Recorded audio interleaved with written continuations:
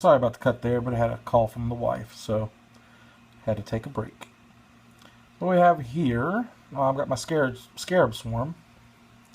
I really had a fun time doing these guys. They're on there's cork on the base and sand and all this other stuff. Let me see if I can zoom in. What I like the most about these guys is how I've got them like coming out and climbing. This one's coming out of the sand. Zooming along. I almost feel like there should be more on one base though. See, I cut the ends off some of them so they really look like they were kind of coming out of the dirt. Used their main bases they came with. And on some of these I used wire as well. See, like this one I really wanted it shooting off the base. And pinned that one to this one, so they're just kind of all over there. This one's coming out from under the rocks. There's so much you could do with these guys, man. They're just really cool.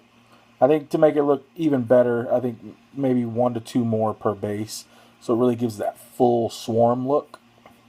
It's like my white finger. Primer time. Here's more of them showing them coming out of the dirt. This one really looks like dirt's trailing off of it. This is my, like I said, my first army I got back into. I had painted a few things beforehand, but I really wanted to try that OSL. I kind of got it, kind of didn't. But these are really fun to paint, really simple. And they blend in with their backgrounding, but I like it. I wanted it that way. Well, I got some rocks and stuff. I really wanted to keep with that kind of desert theme. So, it's really fun. I don't know why. Scarabs are probably one of my favorite models of this entire army. So, and then next we have my Stalker. So this guy. This was another cool model. Really hard to build. These front legs are really weak. I had to pin them on. I broke them off like 3 times. Surprised I didn't break any of the other smaller ones off. Same color scheme, that sand and bone look. The bone mainly on the head. I'm not very good at OSL. And yes, I know you can see mold lines and things like that, but I really like this weathered look. I like the way it turned out. Can't remember the colors I used. I know there was a base of a brown in there. And then I used 3 different colors on the sand look. And for this guy, I magnetized it so you can get all the options. So you've got this one. It's really awkward to do. This one.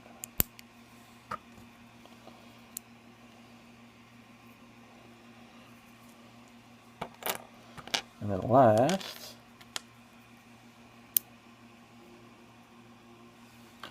this one. This one was a little bit more difficult to magnetize because it ends up being pretty heavy if you're not careful. But all magnetizes on there like that, and then I magnetized it underneath here, which I guess technically I don't have to magnetize it under there. I could glue that in if I wanted to, because I'm still able to swap the options underneath there. And that will probably take away from some of the heaviness. It's really bad on these guys when you have the smaller ones on there, even the bigger one like this one. It fits better. It's not as heavy. It tends to sit upright a little better. But this is a really cool model.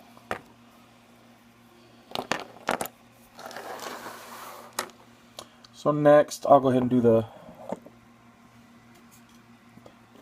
Doomsday Arc / Ghost Arc. Now, when I built this, the ribs, it's still not even done. I don't have all the Gauss cannons on here, which I may not add them. Well, I guess I will, because I think on this they're even included. But anyway, when I built this, I built the ribs, and then of course I did the stupid man thing and not read my instructions. And each one of these ribs are supposed to go together a specific way. So when I put them all together, I made mistakes, like gaps weren't right and things were just messed up. But you've got your guy. Same look as everything else. I want to go back and put some glow in here. Some of the green glow effect, and add more glow effects to these. So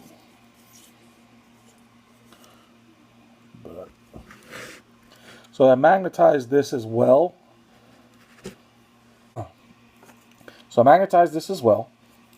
It's got the magnet on the bottom here, and it really kind of just keys in real well back here. And then the front is magnetized on and off. And having a magnet in there so I can put it in here. It's a little hard to do with fat fingers, so that magnetizes on there. And then I have the front, which keys on. Again, it is hard to do around a camera, and then we have the Ghost Arc. And I didn't magnetize any of the Necrons because you can fit. I've seen someone do it before, but I believe you could fit 10 Necrons sitting in here, and that's all I was going to do, is just put them in there and have 10 Necrons riding in here, or 10 warriors. So again, another cool model. All these models are rad. So here's your command barge.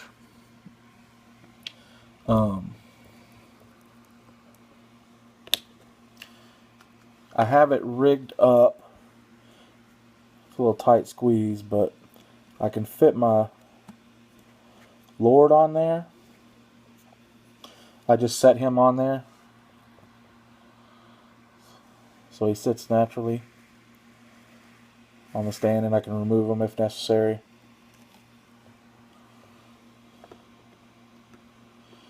And I did set it up where this just comes off. I'm probably going to add magnets to it later because I never did.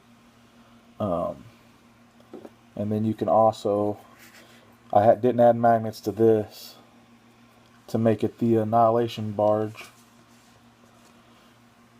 But I have it where you just kind of slide it in there and set it on. And it kind of semi-keys into place. It will, if you bump it, it'll fall off. So that's why I'm thinking I'll go back and just add a small magnet in there. The lower weapons are magnetized. I really magnetized these in there pretty good. There's a magnet sunk in there and a magnet on the top. And then I put the magnet here and here. So that way they sit on there really well. And they hit it good too. You just get near it and it pulls it on there. Both options on that one.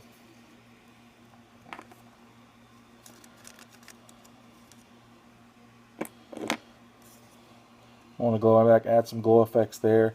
I really wanted these guys to look weathered, you know. I imagine an awakening, a Necron awakening, these are going to come out not pristine and beautiful looking. So that's why I, did that. And here's the base on this guy. Now my main army is a Tau army. And the way I did these, I wanted to combine the two. So I decided to add some dead Tau here and there. So we got this guy dead and coming out of the sand, or getting covered up with sand. Like the rockiness of the desert. Really fun to do again. Then I have my Necron Lord. Now you saw him just a minute ago on the barge, but here he is. I did a little decorative base on him. Thought about mounting this to a pillar or something and have it where it stands. Make it look like an obelisk, like a cracked obelisk. But he comes out, so he can be separate. You know, nothing overly fancy on him. This was the Lord that came with the command barge. The only thing I did differently on him is here's the staff he comes with. I added this sickle here. Was from, I believe, Moggan Ra, the Eldar, one of the Eldar lords. I wanted to give him a little something extra. So not only that, he's magnetized on the waist too, for a purpose. I'll show you that in a second.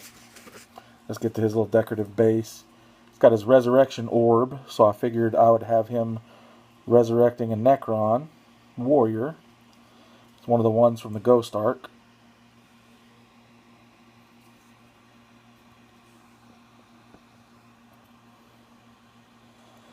Had him coming up out of the sand. I tried to do an effect to make it look like sand was pouring off of him. I guess technically that's really hard to do, modeling. But I think I got the effect I was looking for. I mean, it turned out pretty cool. Sorry, my fat finger's in the way.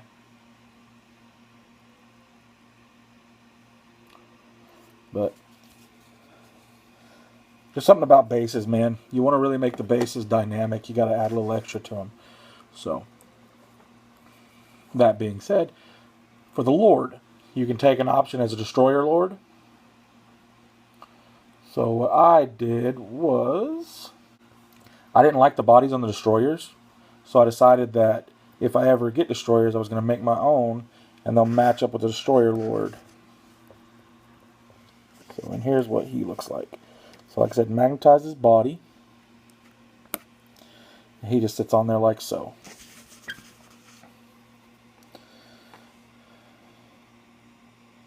And I can rotate him.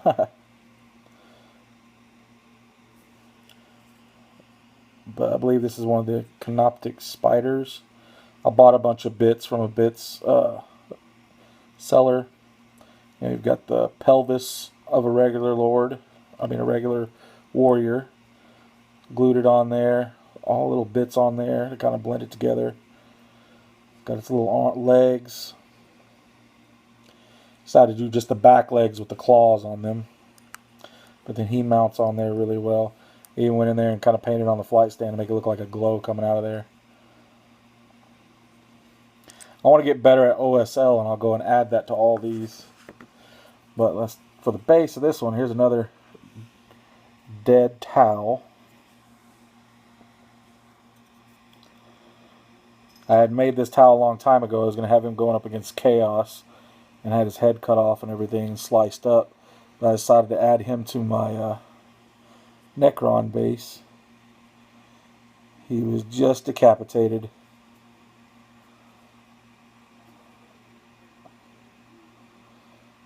He's got his limp arm, holes in him.